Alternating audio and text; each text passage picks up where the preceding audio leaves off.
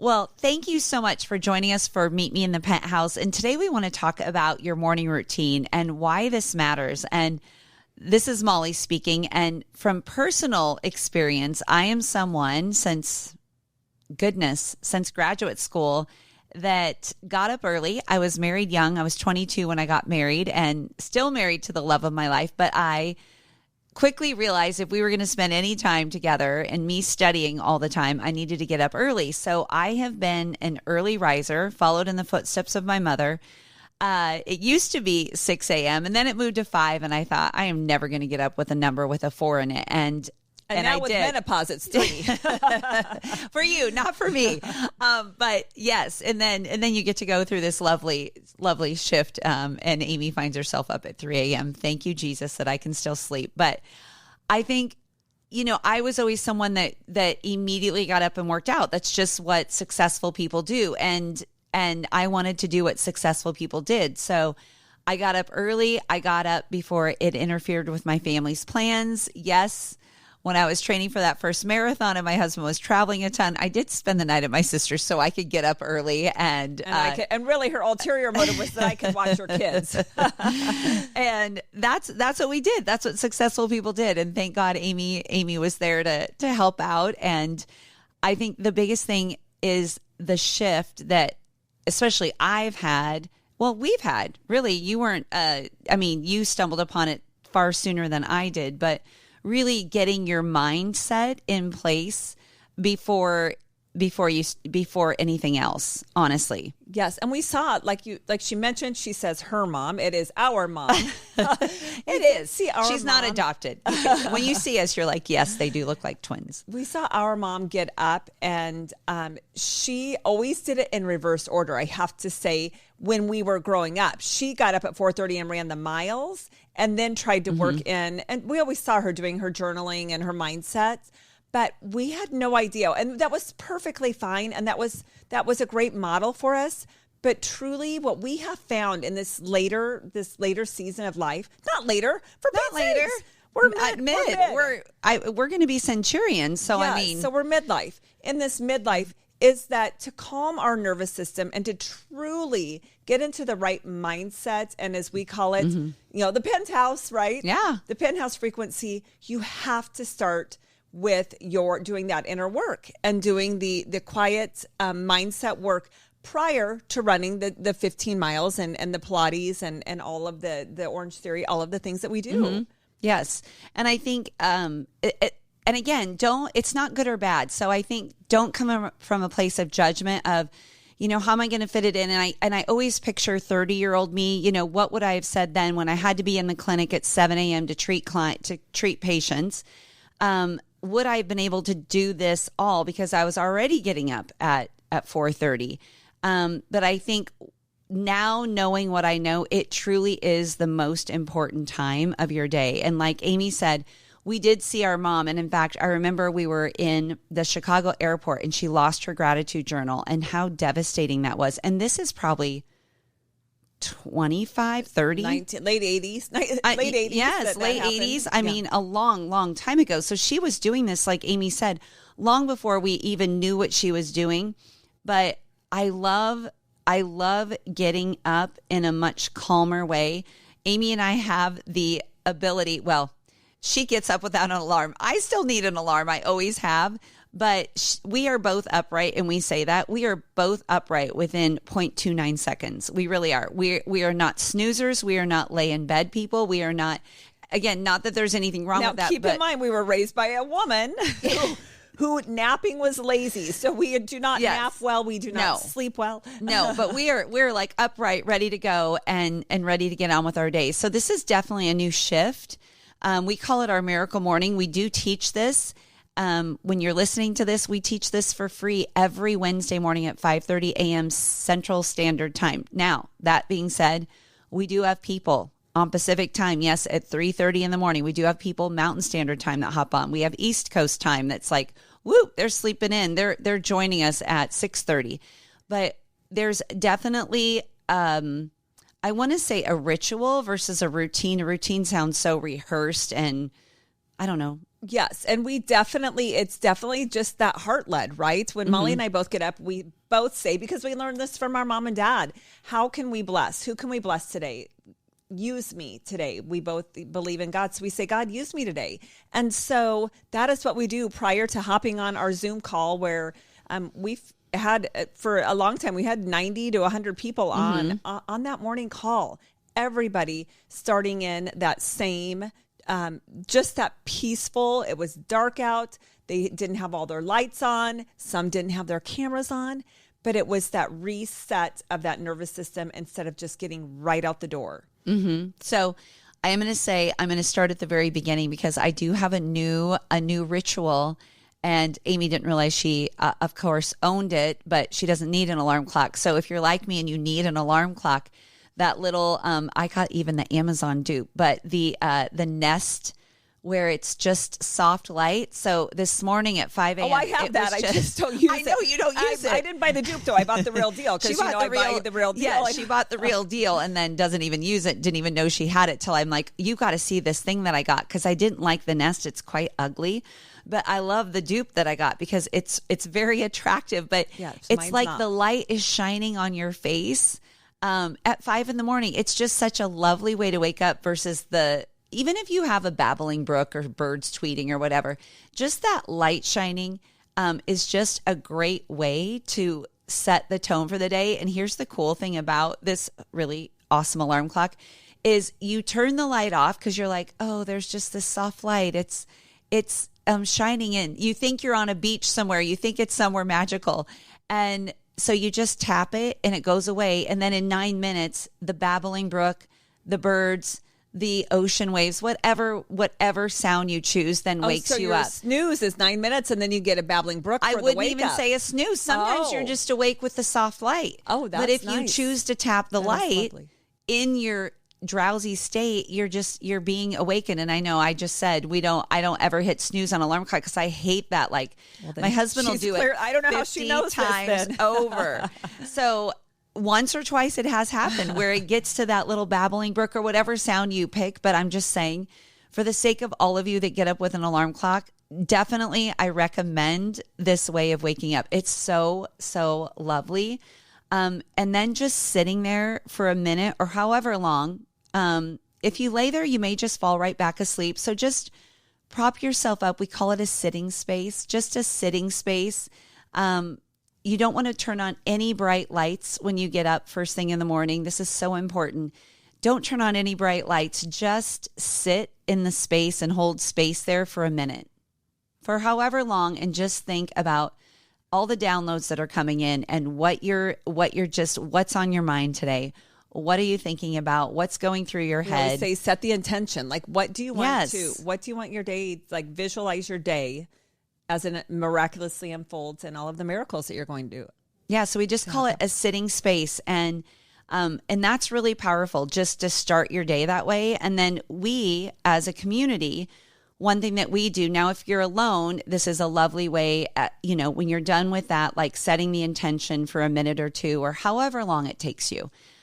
Maybe you sit there for 10 minutes, but this isn't the visualization part. This is just the setting the intention. What are the things that are being downloaded today? And let's be honest, maybe it's stress, maybe it's worry. And then that's where we move into a meditation. So, somebody that we love to follow is Dr. Joe Dispenza. We love a lot of his meditations. We do a lovely 21-minute guided meditation. We actually had someone on our podcast she was a successful trial attorney, and she hired a meditation coach. That would be something I would do. I'd be I don't get how to do this. How do I lay there?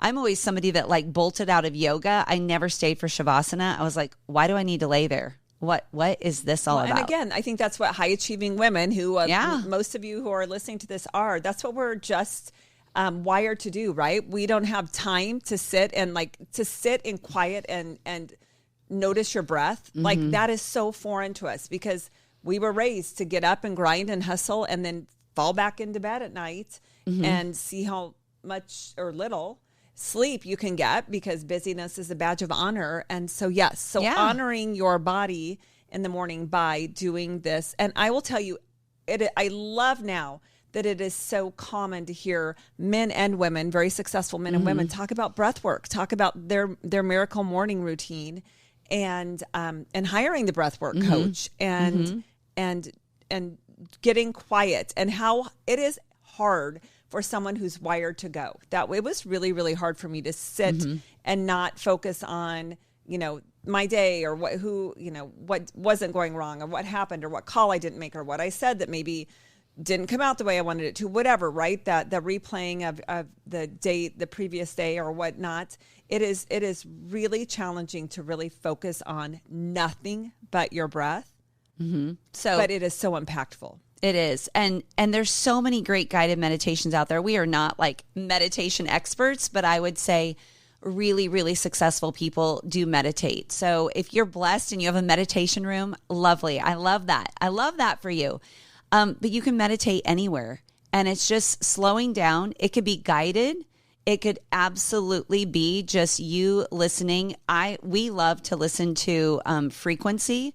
So it can be the frequency of money. It can be the frequency of worship. It can be the frequency of love and abundance. There's all kinds. You can Google it, and you can find those frequencies in hertz, which is what you hear. And you can play it on Spotify. You could just meditate to a wealth frequency if that's what you want to do. I mean, we do all kinds of different meditations every Wednesday morning, but camera on or camera off, it's just a beautiful way after you have set the intention, you yourself, and before you head over to your laptop to join the rest of the world. It's a powerful way to start. And then we love meditation because that's listening to God, and prayer is talking to God. So just taking the time to listen and control your thoughts, right? They start to wander, you bring them back. That's the nice thing about a guided meditation. It brings you back. And I love, back to Kristen and the attorney who hired a meditation coach. She had to hire a coach for, 8-10 sessions to teach her how to sit still. And first it was 5 minutes, then it was 10 minutes. And I had a friend, we were actually in Vegas this weekend, and I think of meditation, I think, oh, it's so easy to meditate on, if you're on vacation and you're by an ocean. But she meditated for 3 hours in her hotel room in Vegas.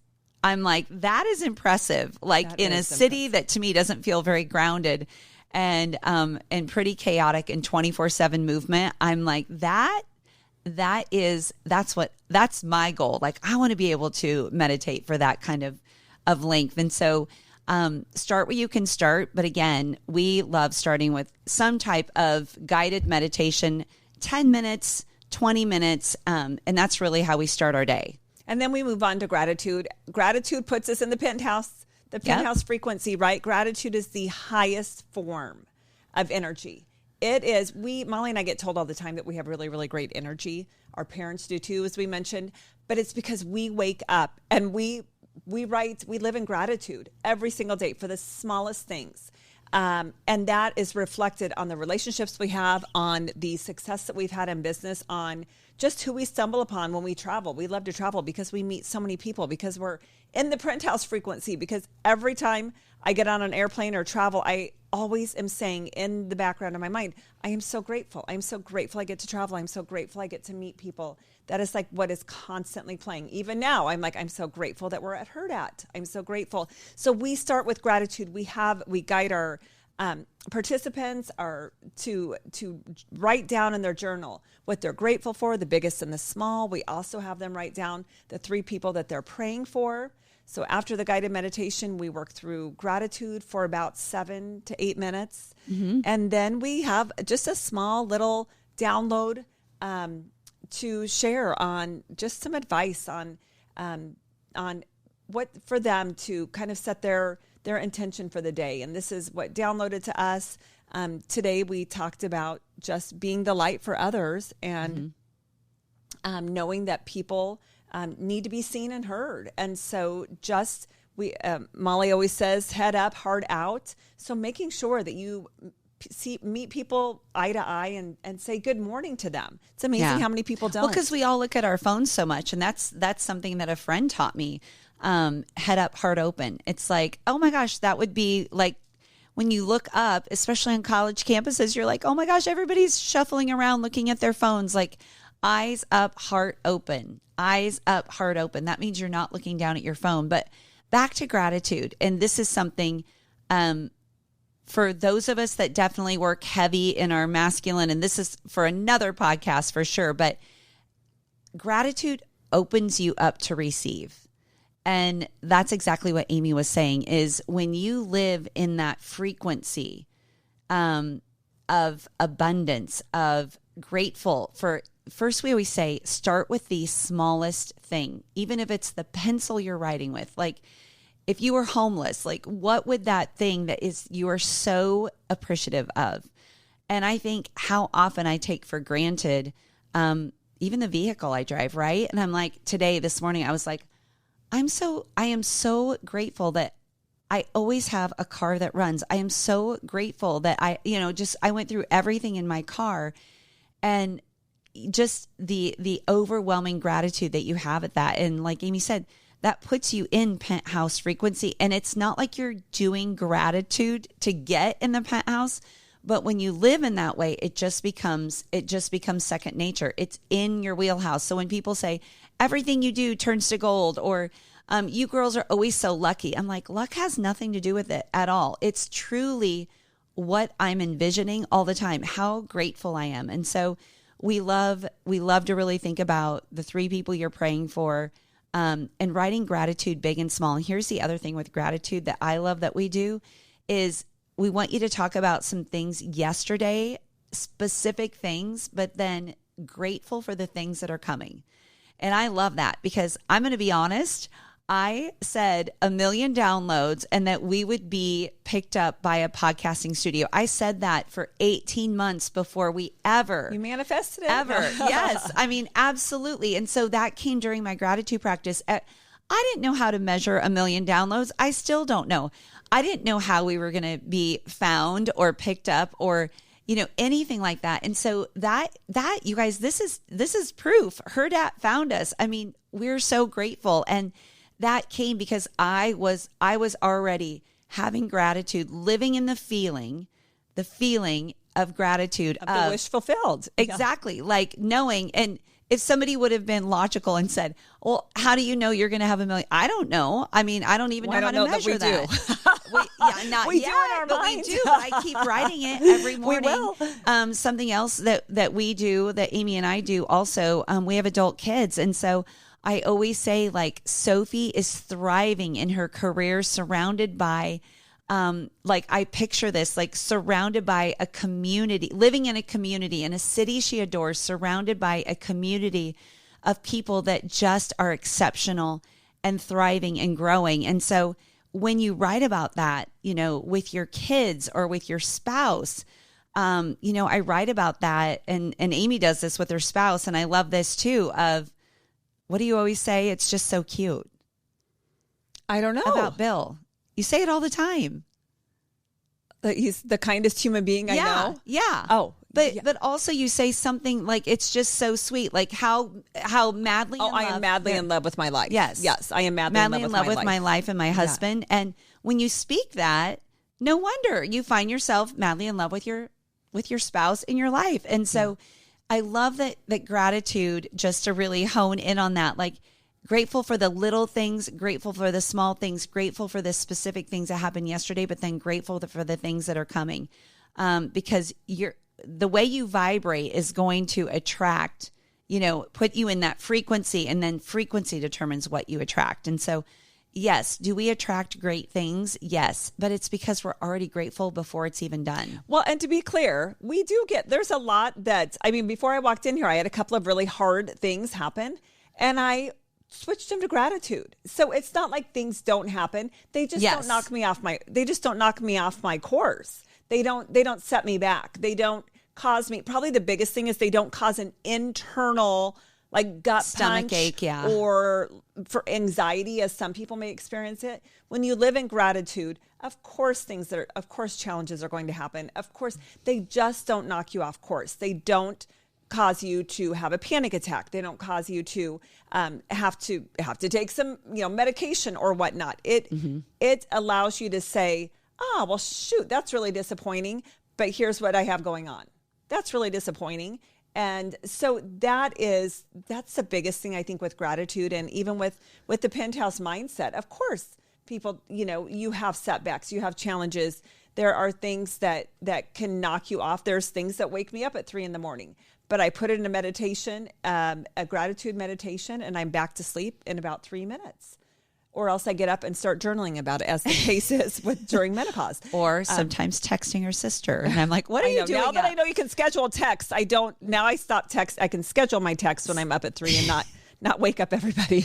But I think that's just also really good for all of you to know that we are human, and there is hard stuff. And I know Amy's going through a really challenging time right now, but it's not occupying every thought, and the people that when you're like, how are you doing? And they're like, you're like, oh my goodness. Like, you're only going to attract, Well, and I would never mention, you mentioned it, but I would never give it, I'm not going to give any power to this huge challenge that would set anybody else back. I refuse to give up my power. I get to decide if I'm going to give up my power to that individual, and hell no, I'm not going to give it up to that individual. And that is that's what living in the penthouse is. Yeah, absolutely. So, in case you don't understand gratitude, you probably will by now. But I just think you could almost do an entire episode. You could do so many weeks on gratitude, because it truly is the best way to live. And then we love affirmations. And I think a great story about affirmations is, and I'm hearing everybody doing affirmations on their vibration plate. Now, I do love that our adult daughter. Neither one of us have vibration plates. Well, my adult daughter does, and I see that on your credit card. Yes, on my credit card. So apparently, she is vibrating and saying her affirmations, and so.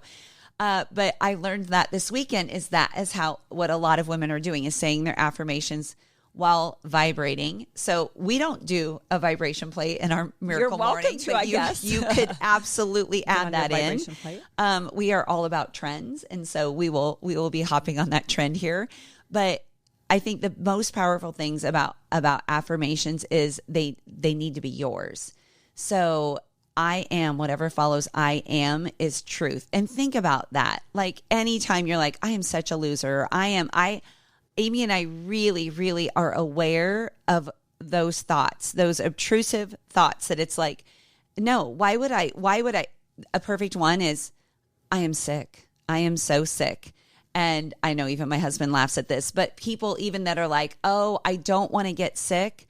I'm worried to fly because I don't want to get sick. And it's like, well, you're attracting that. You don't want it, don't say it. Right. Don't think it. Exactly. Yeah. Simplest things. If you don't want it, don't say it. So I am, but then have it be, a powerful I am statement. And we love these affirmations. We typically do them when you're after you're in the feeling of living in the penthouse, after a meditation, doing some affirmations, after your gratitude, doing some affirmations, but they are powerful. And I know that I used to do affirmations all the time, but I said it as a routine.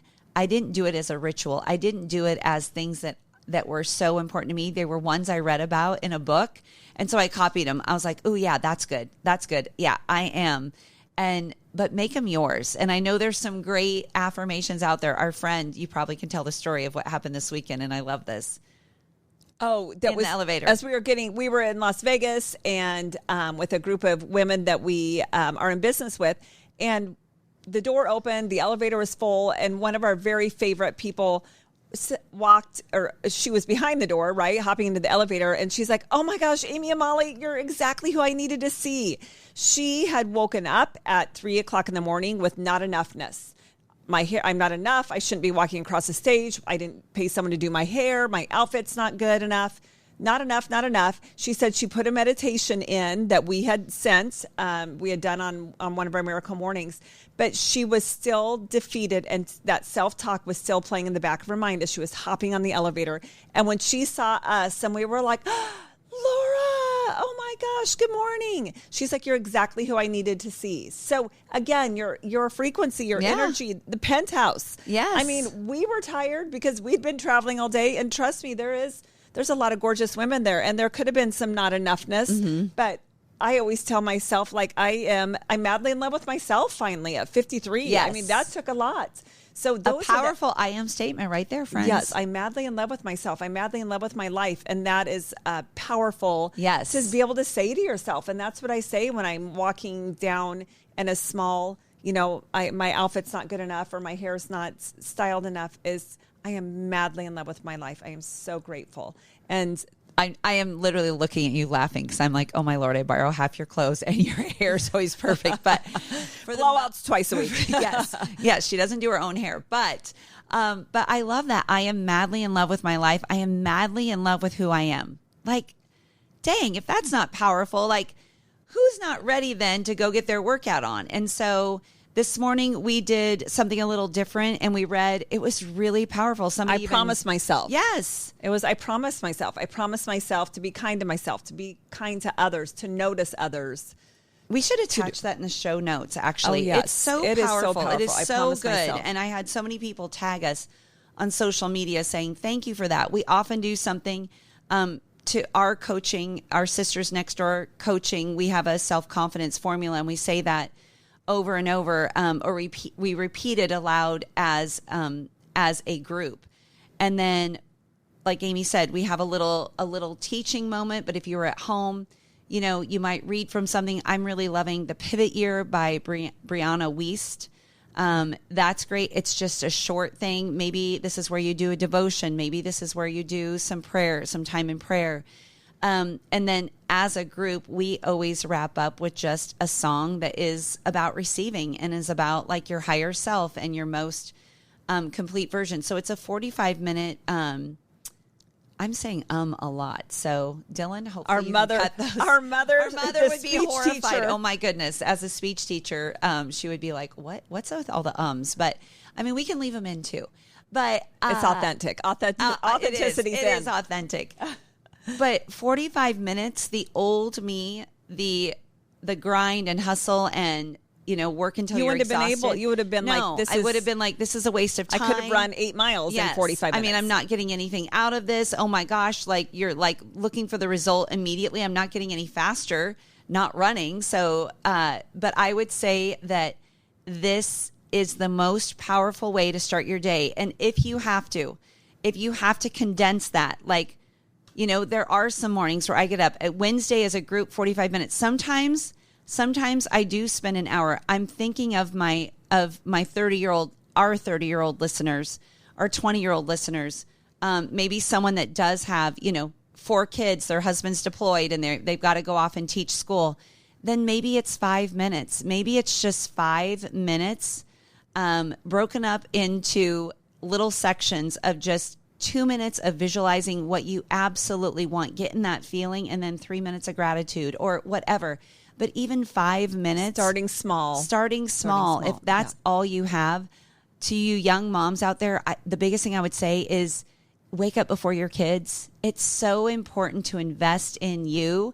How can you be madly in love with yourself if you're getting torn out of bed, if you're waking up, if you've spilled coffee on your lap, all those things, if you're not getting up and setting an intention and being grateful for everything, it's no wonder. And I also think that chaos, when you're waking up in chaos, yes, that is what you're going to attract. Yes. When you're leaving the house in chaos, when you're screaming at the kids to get out the door, that is what you're going to get. And that was me. Chaos definitely attracts chaos. Yeah. Yes. Absolutely. It was chaotic getting to work at 7 a.m. My kids were half the time in their pajamas. I had to have daycare dress them, all the things. Like, it was like, what a chaotic way to begin. So even for those of you that are like, I don't have that kind of time, Molly and Amy, 5 minutes. Start with 5 minutes. You will be so grateful you did.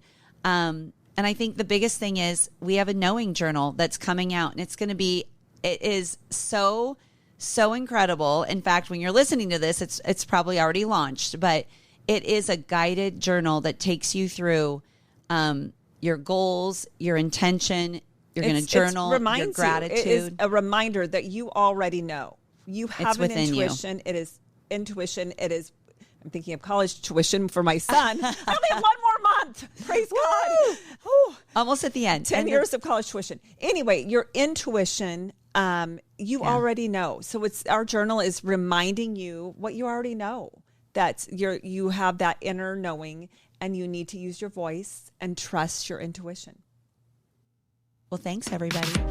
Thanks so much for joining us for another episode of Meet Me in the Penthouse. And we would love to have you follow us at www.sistersnextdoor.com. Anywhere that you listen to your podcast, please feel free to give us 5 stars, because we know you're going to find us fabulous, and pass this along to any friends that you know would enjoy this episode.